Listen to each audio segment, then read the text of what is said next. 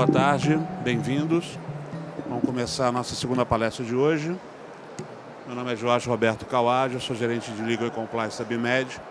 A BIMED é uma associação que congrega fabricantes de produtos médicos de alta tecnologia. É uma associação com cerca de 200 associados, das mais diferentes tamanhos e perfis. E hoje a gente vai falar um pouquinho sobre a importância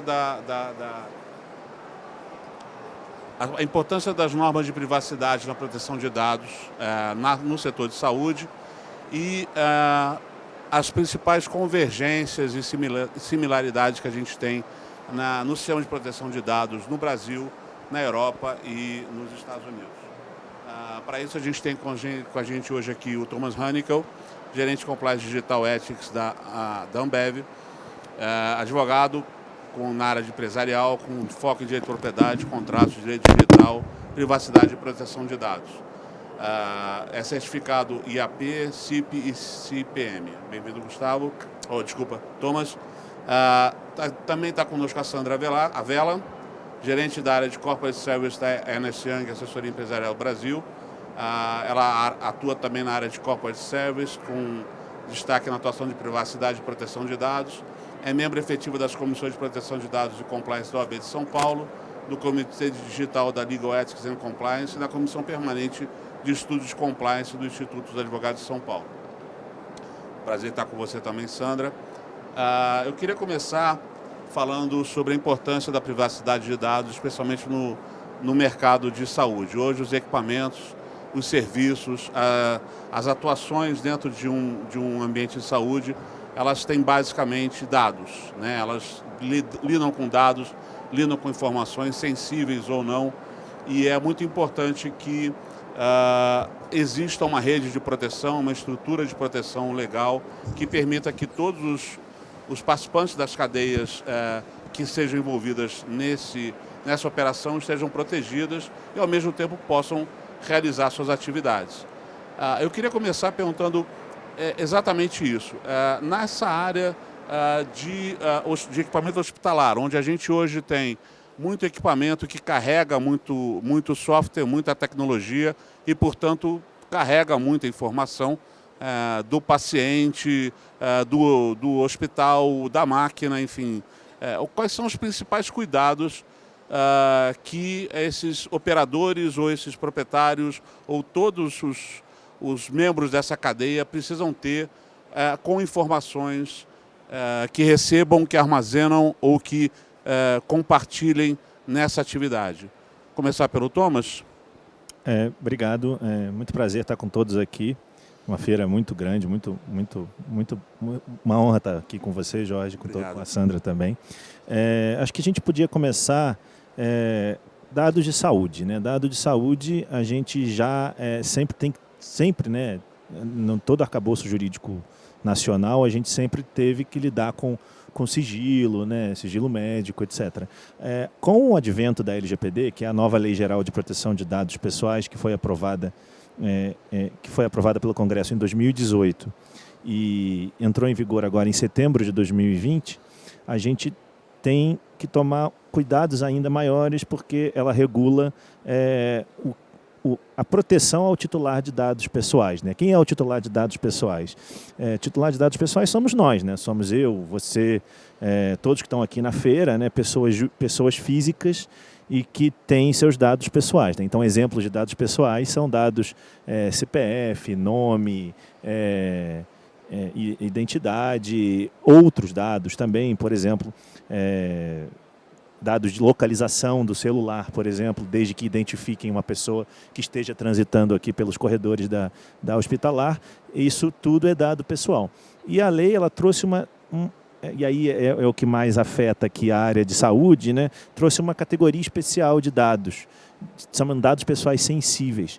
E o que são dados pessoais sensíveis? São dados que a gente precisa ter um cuidado maior para tratar. Então, todo dado de saúde, por exemplo, e que possa ser usado para algum fim de discriminação, é considerado dado pessoal sensível. E aí a gente tem que tomar mais cuidados ainda, enquanto operadores da área da saúde, enquanto empresas da área da saúde, para tomar mais cuidados com esses dados. Então, por exemplo, quando tem um software embarcado, como no seu exemplo ali, se tiverem dados de saúde, por exemplo, você faz uma venda de uma máquina que tenha dados de saúde ali, você vai ter que fazer um contrato com cláusulas de LGPD, eventualmente fazer algum tipo de acordo com a empresa que está comprando para poder tomar mais cuidados. Aí aqui a gente pode também fazer uma pequena divisão, né? Porque quando a gente fala operadores de saúde, na LGPD a gente tem a figura do operador de dados pessoais e do controlador de dados pessoais. Então, quem são os controladores de dados pessoais? São todas as empresas, né, que tomam decisões em relação aos dados. Então, por exemplo, são os hospitais, os planos de saúde, empresas que coletam aqueles dados, né, que fazem o tratamento de dados pessoais e tomam decisões em relação a eles.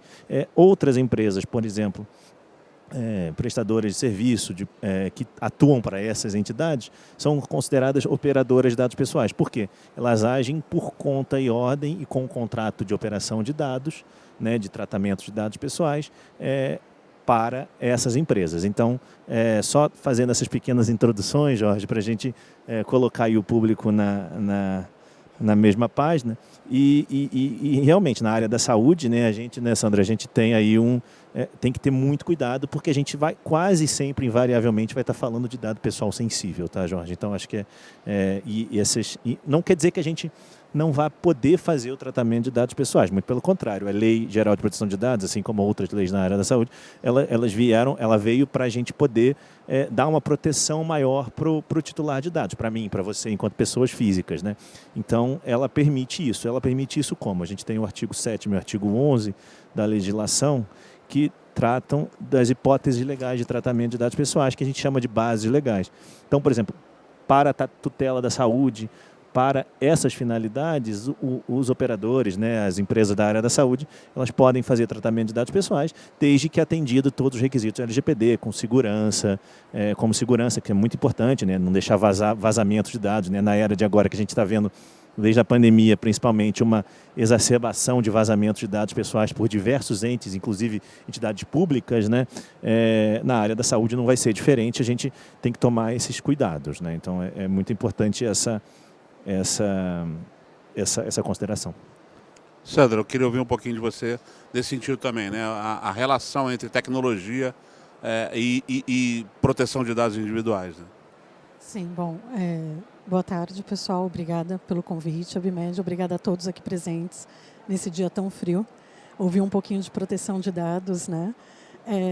Falando um pouquinho sobre a proteção de dados e a tecnologia.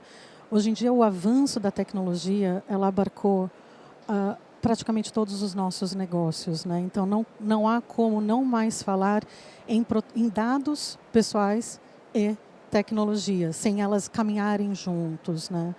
Então, a gente precisa, sim, proteger os dados dos titulares. Ao mesmo tempo, a Lei de Proteção de Dados, ela fomenta a inovação e o avanço da tecnologia. A lei jamais, ela não quer dizer que a gente não pode mais fazer negócios, tá? A gente quer fazer negócios, a gente precisa fazer negócios, a gente precisa da tecnologia. Só que a gente tem que prestar um pouquinho de atenção. Porque hoje em dia a gente não sabe nem mais onde estão os nossos dados, né? Às vezes eu brinco, eu falo que o Google sabe mais de mim do que eu mesma, né? A gente vai jantar no restaurante, eu fico pensando, onde eu vou? Mas o Google sabe, pode perguntar para ele que ele sabe. Então, porque os nossos dados estão espalhados por aí. Então, a Lei Geral de Proteção de Dados, ela vem com esse intuito, tá? De proteger os dados. Então, quando a gente fala em tecnologia, Jorge, é muito importante a gente sempre prestar atenção nas medidas técnicas que a lei traz. Ela traz medidas técnicas de proteção que estão relacionadas ao pessoal de tecnologia, cybersecurity. E, geralmente, né, Thomas, a gente dá algumas dicas, como, por exemplo, algumas técnicas de pseudo-anonimização, anonimizar dados, principalmente quando a gente fala de dados pessoais sensíveis, que, como muito bem o Thomas trouxe, praticamente são os dados que a gente utiliza na área da saúde, né? A maioria dos dados. E a lei traz essa proteção maior. E com toda razão. Porque é diferente quando vaza um dado, por exemplo, vazou o seu nome, Sandra, no mercado. Ok, meu nome vazou. É diferente quando sai tipo um resultado de um exame clínico meu, vazou no mercado. Então, a diferença é essa. Então, existe um arcabouço tecnológico aí maior para prevenir os dados pessoais sensíveis. Então, somos sim a favor da tecnologia, tem que ter. Aliás, a parte da medicina, né, está muito ligada ao avanço da tecnologia, até para nos proteger na saúde e prevenir doenças. Então, seria temerário a gente falar que agora não pode mais ter o avanço da medicina na área da tecnologia, tá? Então, acho que é mais ou menos isso que eu queria trazer. É inevitável, né? É inevitável. E aí a gente leva esse tema para a segunda pergunta, né? A gente tem hoje aqui, vocês podem ver na feira, empresas de todo mundo. Então a gente vende, a gente importa, a gente exporta, a gente faz teste de equipamento no Brasil, a gente faz teste de equipamentos em outros mercados e isso leva, obviamente, carrega dados, né? Carregam dados pessoais ou não, e até mesmo dados técnicos de um fabricante que vai fazer uma demonstração de um produto e que precisa que tenha um sigilo com relação àquelas especificações ou aquele teste seja de alguma forma protegido na sua integridade. A gente tem os principais mercados, obviamente, Estados Unidos e Europa, são os mercados onde eu entendo que a legislação de proteção de dados surgiu e que está um pouco mais avançada ou madura com relação comparativamente ao do Brasil. A gente tem uma legislação ainda muito nova no Brasil de proteção de dados. Teve um ano para ser implementada, teve um ano onde é de waiver, né, sem qualquer punição. Então, quer dizer, enquanto nos Estados Unidos e na Europa já existem processos bilionários sendo aplicados da prática, na punição prática de violação de sigilo de informação. Como é que vocês veem o mercado brasileiro, a estrutura brasileira de proteção de dados, o que ela tem de comum com esses mercados onde a gente vai atuar e o que a gente tem que é pior ou melhor do que nesses mercados? Bom, eu vou pedir licença para dar um passinho atrás, Jorge, aí e para todos também, os convidados aqui, para falar um pouquinho sobre o início da proteção de dados no mundo, porque essa pergunta tem muito a ver que o Jorge fez com o que eu quero dizer aqui agora para vocês. Vou dar um passinho atrás. A proteção de dados, ela surgiu na Europa, praticamente, porque antes se falava muito em privacidade, tá? O povo europeu é um povo preocupado com essas questões, é um povo que discute essas questões, né? E logo após a Segunda Guerra Mundial, devido às atrocidades que aconteceram na guerra com relação à privacidade, teve aí na Europa a Declaração Universal dos Direitos Humanos, que é onde aparece a primeira vez a proteção da vida privada. É direito de todo ser humano ter a sua privacidade. Em seguida teve uma outra convenção, uma carta, né, dos direitos humanos, mas foi na década de 80 que apareceu a proteção de dados numa convenção europeia. Tá? Foi em 1981. Então, veja, a gente está falando na Europa de proteção de dados desde a década de 80, que não surgiu da noite para o dia. Tá? E aí, o que aconteceu na década de 90 na Europa? Aconteceu a União Europeia. A União Europeia decidiu fazer o seu bloco econômico para ter uma posição melhor no mercado global, político e tudo mais econômico. E eu pergunto, qual é o fundamento principal da União Europeia? O fundamento principal, gente, é o livre trânsito. Foi livre trânsito de moeda, de dados, de pessoas e de serviços. E assim iniciou-se a União Europeia e 2 anos depois o órgão supranacional da União Europeia se uniu com os Estados-membros dizendo o seguinte, não adianta nada eu falar de livre trânsito de bens e serviços e não proteger os dados. E foi assim que surgiu uma diretiva que chama Diretiva 46 de 95, que trazia direcionamentos, guidelines sobre proteção de dados a todos os países europeus. Só que cada país europeu tinha que fazer a sua própria lei nacional. Então, virou uma coxa de retalhos, porque cada um aplicava a sua multa, cada um tinha a sua própria autoridade. O negócio ficou assim, perdurou por 20 anos, só para vocês terem uma ideia. E o povo europeu sempre discutindo, o Conselho na Europa, né? A Working Party 29, a gente tem vários exemplos durante anos, né? E até que em 2012 falaram, não, gente, para com essa brincadeira, porque está uma coxa de retalhos aqui, vamos fazer uma lei geral de proteção de dados, que é a RGPD, aqui no Brasil conhecido como GDPR. E assim surgiu em 2016, né? Ela entrou em vigor em 2016 e efetivada em 2018. Os termos são um pouquinho diferentes da nossa aqui. Então veja, gente, desde a década de 80, a Europa fala em proteção de dados. Não é novidade. E o Brasil? Como que ficou o Brasil nisso, né? O Brasil já tinha, desde 2010, algumas pessoas, poucas, no Congresso Nacional falando sobre proteção de dados e da urgência de se proteger os dados com o avanço da tecnologia, já trazendo o avanço da tecnologia, Google e Facebook e outras coisas, até que em 2013 surgiu o caso Snowden, que foi aquele analista de sistemas nos Estados Unidos que deflagrou a vigilância global dos Estados Unidos com relação aos dados no mundo inteiro.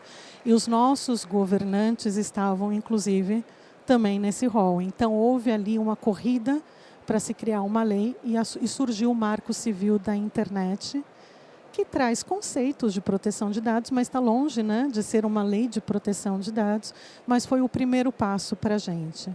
E aí, quando surgiu a lei na Europa de proteção de dados, o Brasil correu para fazer a sua lei geral de proteção de dados, que é por isso que estamos hoje aqui, que ela é, Jorge, majoritariamente igual à GDPR, para nossa sorte.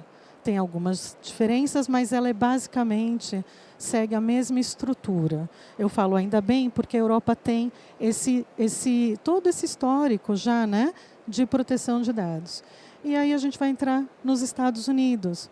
Os Estados Unidos não têm uma cultura de proteção de dados. Pelo contrário, né, a cultura deles é mais me dê os dados, né?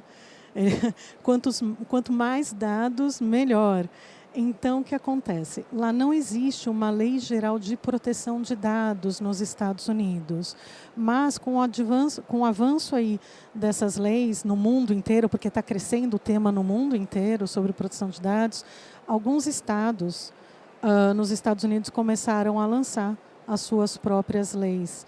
Então, hoje a gente tem a lei da Califórnia e agora mais 4 estados, a Virgínia, Colorado, Connecticut e mais uma que agora eu não lembro, elas estão criando as suas leis de proteção, que não são nem leis de proteção de dados, né? Na Califórnia é uma lei consumerista, mas trazem questões de proteção de dados.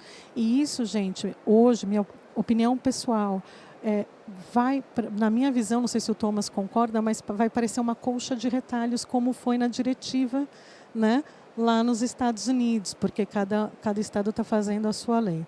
Então, nos Estados Unidos, a gente não tem essa cultura, a gente não tem essa mentalidade por enquanto, mas está se caminhando para isso. Mas uma coisa importante dos Estados Unidos, Jorge, é que eles têm uma lei federal que fala sobre a saúde, que é o HIPAA. Né? Então, essa lei, ela não é uma lei de proteção de dados americana, tá? Ela surgiu na década de 96 por conta dos planos de saúde e as fraudes que estavam acontecendo na área de saúde nos Estados Unidos. Então, foi para proteger mais esses dados que surgiu essa lei federal nos Estados Unidos, né? E essa lei, ela teve um upgrade em 2009 com a lei High-Tech, e essa lei traz bastante coisa na questão de medidas técnicas, né, para proteger os dados. Mas a pergunta eu vou deixar aqui para vocês assim, não são dados do titular que são protegidos, a lei não fala em dados de titular, ela fala dos PHIs, né, que são as informações de saúde protegidas. É diferente. Não fala, né, o titular de dado, mas fala que são as informações de saúde que são protegidas.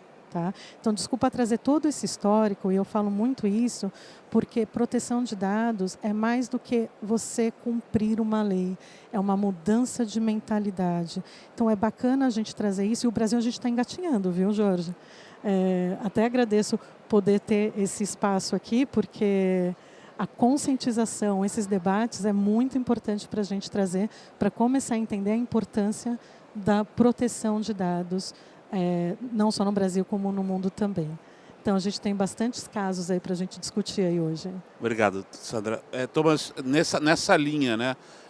O que eu entendo é o seguinte: a gente tem uma legislação que é moderna, que é efetiva, ou que atende bastante os requisitos mundiais médios de proteção aos dados e proteção às informações, e a gente precisa ter cuidado ao se relacionar com outros países que tenham legislações semelhantes, né? Então, quais são tua visão, por exemplo, de você se relacionar, fazer um negócio ou tratar dados vindos ou enviados para a Europa, de uma forma geral, que tem uma lei única, vamos dizer assim, e para os Estados Unidos, que tem uma cultura de ter legislações próprias, né? A gente tem alguns cuidados que são básicos para qualquer operação, seja interna, seja externa. Sim, muito boa a sua pergunta, Jorge, obrigado. A gente, né, sempre que faz esse tipo de, a gente chama de transferência internacional de dados, né? A gente precisa ter todos os cuidados de segurança que a Sandra mencionou muito bem no início da palestra, e a legislação, tanto o GDPR na Europa, quanto a nossa própria Lei Geral de Proteção de Dados, ela estabelece critérios que a gente precisa seguir, né? Todas as empresas, inclusive de saúde, que precisam seguir para fazer transferências internacionais de dados, né? Então, a gente tem, poderia fazer, por exemplo, países que tenham níveis iguais ou maiores de proteção de dados que os nossos, né, que do próprio Brasil. A gente ainda não está regulamentado nisso, né? Inclusive, Sandra, né, a NPD acabou de soltar uma tomada de subsídios ontem, para fazer a regulação exatamente nesse assunto que você perguntou. Então, a gente ainda está entendendo, né, como que o nosso próprio órgão regulador do assunto vai tratar, vai regulamentar esse assunto que a lei deixou para ser regulamentado. Mas então vamos lá para a Europa, que na Europa isso já está muito mais consolidado, como a Sandra bem comentou. Na Europa a gente tem o European Data Protection Board, ele faz uma análise de vários países, e a gente tem países que são considerados com nível adequado de proteção de dados pessoais e outros países que não. Então, eles homologam, vamos dizer assim, né? Vou usar as palavras brasileiras aqui para facilitar o entendimento, eles homologam esses países para que possibilite o livre trânsito de dados entre eles. O Brasil não está nessa lista, né? Porque até muito pouco tempo atrás a gente não tinha uma lei geral de proteção de dados. Alguns poucos países estão nessa lista, por exemplo, a Argentina, Japão. A gente tem um punhado aí de países que estão nessa lista. Os Estados Unidos não está nessa lista, por incrível que pareça, né? Por mais que seja economicamente muito relevante, mas eles fazem esse tipo de análise e autorizam ou não o compartilhamento de dados. Como que as empresas costumam fazer, então, os compartilhamentos de dados entre países, né, as transferências internacionais? Através de agreements, né, de contratos feitos, né, celebrados entre as empresas, e que contêm cláusulas de proteção de dados e que são previamente aprovadas pelas autoridades nacionais da Europa. Então, as autoridades de cada país, ela já tem um conjunto de regras e de cláusulas contratuais padrão em que a gente insere nos contratos para possibilitar esse trânsito de dados. A gente também tem a possibilidade de empresas multinacionais que têm presença em diversos países, elas podem criar regras corporativas globais padrão, e que garantam a proteção de dados, tanto do ponto de vista de segurança da informação, quanto do ponto de vista de tratamento de dados sensíveis, que, né, no caso, dados de saúde são dados sensíveis, então que garantam todo esse arcabouço de proteção de dados bem amarrado para que possa possibilitar essa transferência de dados. E aí vamos para a sua próxima parte, né? Nos Estados Unidos, como é que isso é possibilitado? Estados Unidos e Europa, por exemplo. A gente, né, os Estados Unidos é um player, né, muito relevante no mercado, então a União Europeia celebrou ao longo da história diversos tratados, três na verdade, né? 3 tratados que estão sendo, o último está sendo costurado agora pelo governo Biden, tem 3 meses que estão tentando fazer um novo tratado, um acordo bilateral de proteção de dados pessoais para possibilitar o trânsito livre de dados entre a União Europeia e Estados Unidos, né? Mas os outros dois que existiam, né? O primeiro que na época da diretiva e o Privacy Shield, que era o que vigorava até 2020, foram invalidados por conta de um advogado austríaco que chama Schrems. Ele é um ativista de direito de proteção de dados pessoais, de privacidade, né? Bem no estilo europeu que a Sandra comentou aqui, muito preocupado com proteção de dados. E ele, em ações contra o Facebook, principalmente Facebook e Google, ele questionou aspectos desses tratados e conseguiu invalidar todos os tratados, os dois tratados em dois momentos diferentes, para impossibilitar, na verdade, para a União Europeia criar regras mais duras para o tratamento de dados entre Estados Unidos e União Europeia, dado esse histórico, né, de compra de dados, os casos do Edward Snowden, os escândalos do Cambridge Analytica, que né, ficou conhecido lá pela possibilidade da eleição do Donald Trump lá nos Estados Unidos, né? Então, manipulação de eleitorado assim, com o uso de dados pessoais. Então, a União Europeia agora está costurando, junto com o governo Biden, um novo tratado para possibilitar a transferência internacional de dados entre os dois países. E o Brasil já tem essas regras, né, esculpidas na LGPD, então a gente já tem regras de transferência de dados pessoais, internacional de dados pessoais na LGPD, mas ainda precisa de uma regulamentação no sentido de que a gente ainda não tem cláusulas contratuais definidas pela própria autoridade nacional brasileira. Então, atualmente, como que as empresas podem viabilizar isso, indo para a prática, né? A gente cria contratos intragrupo, né, quando a empresa é do mesmo grupo econômico, ou então contratos entre as partes, respeitando aí as bases legais existentes, né? Como eu comentei no início, a gente tem hipóteses legais de tratamento de dados. Então, por exemplo, é preciso fazer uma transferência de dados para tutelar a saúde, para a tutela da saúde, para a cura, né? Para, vamos dizer, tratamentos hospitalares, etc. Então, a gente consegue viabilizar isso porque são dados fundamentais de serem transferidos. Mas, claro, isso tudo tem que estar previsto muito bem amarrado em contrato, porque a gente ainda, né, vamos ver o que vai sair dessa regulação que saiu ontem, né, dessa tomada de subsídios de ontem, inclusive, super nova notícia. E aí a sociedade civil vai fazer comentários em relação a isso. E a ANPD, né, que é a nossa autoridade reguladora de dados pessoais, né, brasileira, vai criar essa regulação para possibilitar uma segurança jurídica em todos os players, né, inclusive os do ramo da saúde, né. E agora a gente traz uma outra visão, né? E a relação público-privada no Brasil, né? Como é que é essa relação de proteção de dados, de tratamento de dados entre entes públicos e privados, que hoje a gente sabe corresponde a talvez 60% do mercado de medical device são entes públicos, são compradores públicos. E aí a gente tem muita proteção para o pregão, para a compra, e a gente não tem, ou a gente tem proteção para o tratamento de dados, para a conservação e proteção desses dados. Como é que é essa relação público-privada? Primeiro, só para contextualizar, aos entes públicos também se aplica a LGPD, né? Então, a gente, da mesma forma como as nossas empresas, né, precisam cumprir a LGPD, os órgãos públicos, empresas públicas de economia mista, todos os participantes aí do governo e todos os poderes, né, precisam cumprir também a LGPD. A gente não tem o item de multa, né, aplicado ao poder público, né, mas a todos os outros itens, inclusive de governança, de indicação, por exemplo, de um encarregado de dados pessoais, porque todas as empresas, né, isso, né, a Sandra pode até comentar um pouquinho melhor daqui a pouco, mas as empresas precisam indicar um encarregado de dados pessoais, o governo também precisa, né, as empresas, né, tanto tribunais de justiça, todos os participantes aí do mercado precisam indicar seus respectivos encarregados de dados pessoais. Os órgãos públicos também precisam ter essa questão. E também se preocupar com segurança, né? Então, a gente tem muito tráfego de dados com os órgãos públicos por conta de obrigações legais, né? Então, por exemplo, muitas obrigações legais que a gente precisa transferir os dados por conta de licitações,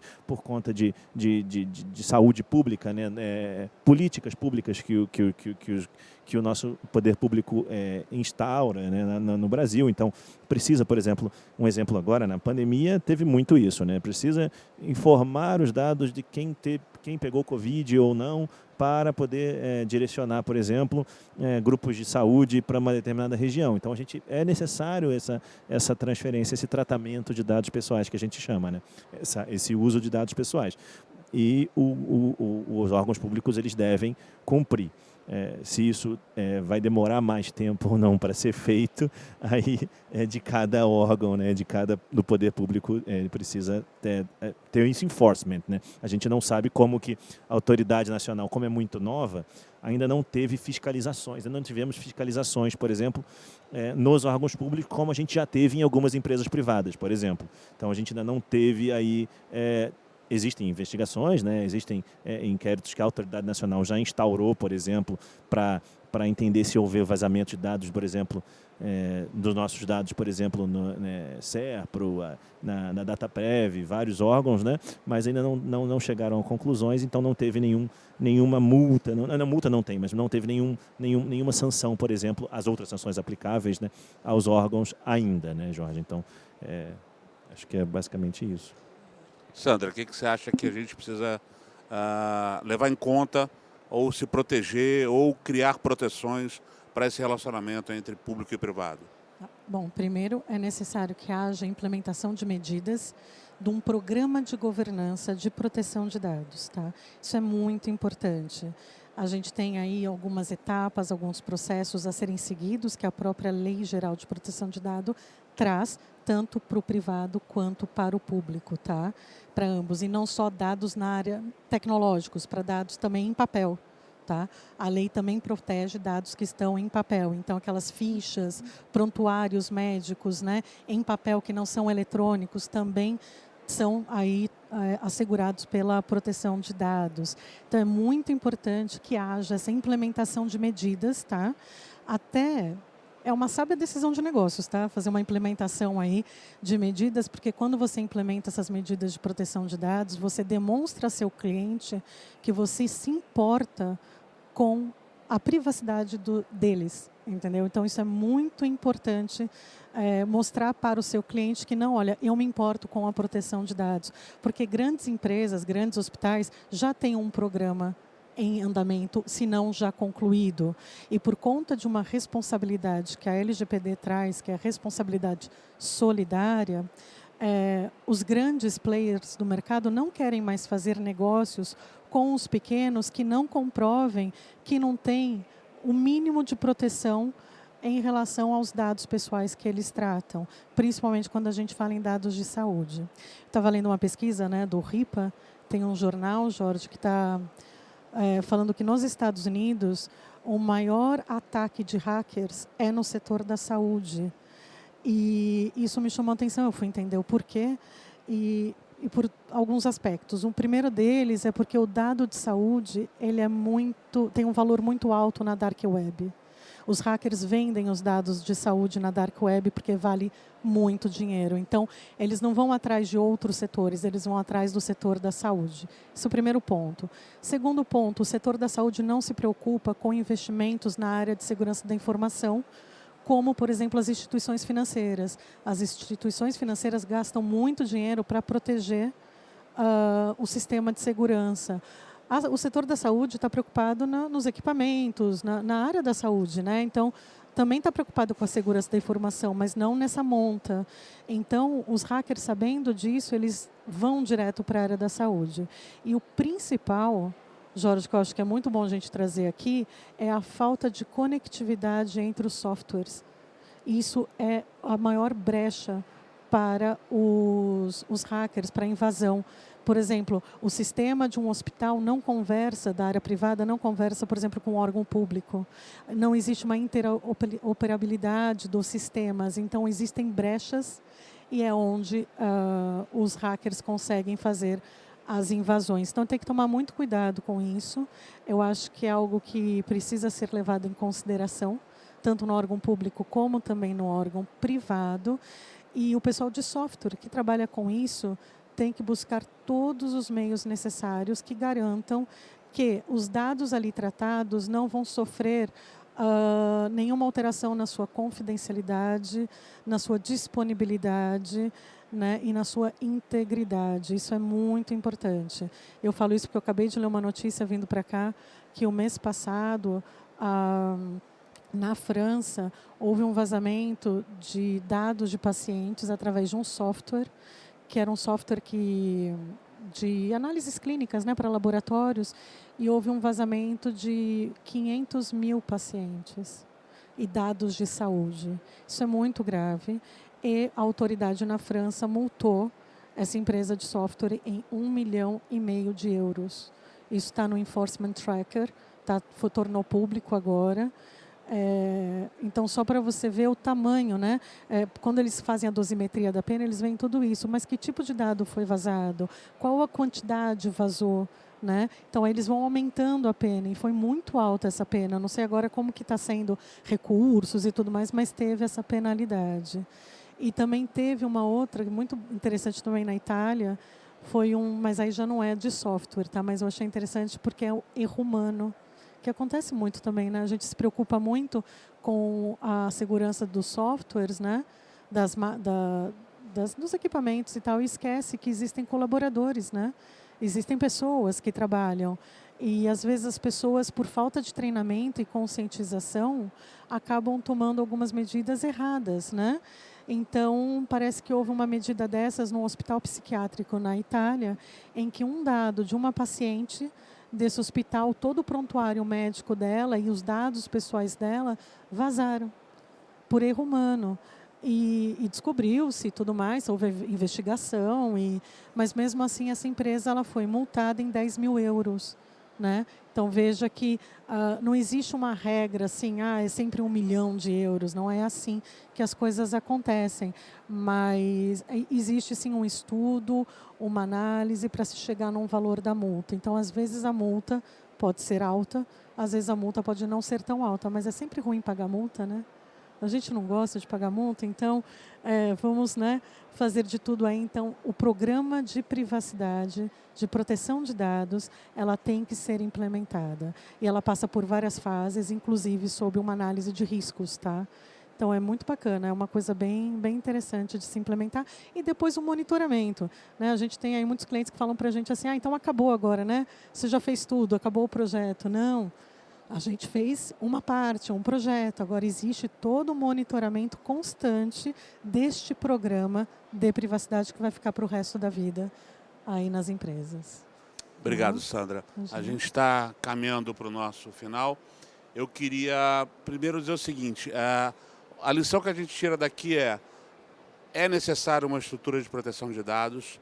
Ela, a mais do que necessária, ela é obrigatória, porque a lei assim determina e porque as relações de mercado e de consumo estão cada vez mais tecnológicas, estão cada vez mais demandantes de uma proteção geral que inclua, com uma certa importância, a proteção e a conservação de dados sensíveis ou não, de uma maneira geral. Fica aqui uma lição para as associadas de se desenvolver e se entrar mais na questão de proteção de dados, que às vezes é deixada para uma segunda etapa do projeto, né, e a gente às vezes pode se surpreender com problemas que a gente poderia ter evitado. Né? Proteção acho que precisa ser a primeira palavra para quando você vai implementar um programa de proteção de dados na sua empresa, qualquer que seja o tamanho dela, é necessário. Então eu queria, nessa linha, agradecer a presença de vocês e levar para a consideração final do Thomas e da Sandra, por favor. Obrigado, Jorge. Foi muito bom o debate, né? A Sandra conhecimento vasto aí na área de proteção de dados, então muito importante as considerações. Só complementando essa sua fala final, Jorge, além de tudo isso que já foi falado aqui, é importante ficar muito claro para todos que, né, em muitas empresas a gente vai precisar, né, a depender do tamanho, por exemplo, o programa de privacidade ele vai resultar em uma área, por exemplo, dedicada ao assunto. E a interdisciplinaridade da área é muito importante, porque, por exemplo, eu sou advogado, né, mas, por exemplo, muitas pessoas da área de proteção de dados vão acabar sendo pessoas de TI, porque precisa ter a segurança da informação. A área de compliance, por exemplo, é muito importante para treinamentos e conscientização, definições de pessoas que vão ser responsáveis por cascatear este conhecimento, né, na organização de saúde, por exemplo, na indústria. E a interdisciplinaridade, por exemplo, com a área de riscos, por exemplo, é muito importante, porque a gente tem toda uma matriz de risco a ser criadas eventualmente, né, a depender do tamanho da empresa. Então, é uma área muito interessante de ser trabalhada, porque a gente acaba, apesar de ser uma lei nova e ser uma lei, então advogados vão estar envolvidos no assunto de tempos em tempos, a gente tem uma interdisciplinaridade muito grande, o que gera um conhecimento cada vez maior, inclusive do conhecimento de dados, de que tipo de dados a gente tem internamente e externamente à organização. Então é muito importante isso. Obrigado, Thomas. Sandra, por favor. Bom, também queria agradecer aí a participação. Obrigada aí, Thomas, aí pela parceria aqui no painel. E o que eu digo assim, para aqueles que ainda não pensaram em fazer um programa de proteção de dados, corre, porque é para ontem. Apesar que no Brasil é tudo novo, ainda a gente não tem aplicação de multas, tá? Muitos falam para mim, mas agora a autoridade ainda está estudando o caso. É verdade. A nossa autoridade ela está numa fase educativa, o que não poderia ser diferente, sendo que a proteção de dados, como eu falei e repito, é uma mudança de mentalidade. Então, não poderia ser diferente a autoridade trazer essa fase educacional e estar buscando respostas. E é excelente essa fase para vocês colocarem a casa de vocês em ordem. Porque, assim, eu sempre falo, aquele que muito ajuda no começo, na hora de cobrar, vai cobrar e vai cobrar alto. Então, eu vejo essa autoridade, essa mesma autoridade nacional que está nessa fase educativa agora, ela vir e começar a aplicar multas. E as multas não vão ser baixas, e as multas não vão ser suaves. E aí a gente vai ter um trabalhão enorme, né, Thomas? Porque os clientes vão nos procurar e falar assim, por favor, me arranja uma saída, eu não sabia disso, eu não sabia daquilo. Só que a gente vai falar, pois teve mais de ano aí, só a própria autoridade educando todo mundo, dando palestra, pedindo tomadas de subsídio, ensinando, fazendo resoluções, né? Thomas, a gente tem trabalho todos os dias, gente. Todos os dias sai alguma novidade da autoridade nacional. A gente não cansa de estudar. É impressionante. Então, assim, a gente está nessa fase. Muitas empresas já estão implementando, muitas a gente já implementou. E, digo mais, a gente já está atuando em resposta de incidentes, tá? Perante a autoridade nacional. Já tem investigação, a gente já está com o cliente, assim... Já existe o caso de vazamento, né, como muito bem trouxe, hackers, né, invadindo sistemas. E aviso a vocês, os hackers adoram invadir em véspera de feriado, tá? Eles não invadem agora, 3 da tarde, que está todo mundo trabalhando, não, tá? É dia 31 de janeiro, como nós recebemos um telefonema do nosso cliente no dia 31, a gente achando que ia dar né, Feliz Ano Novo, não.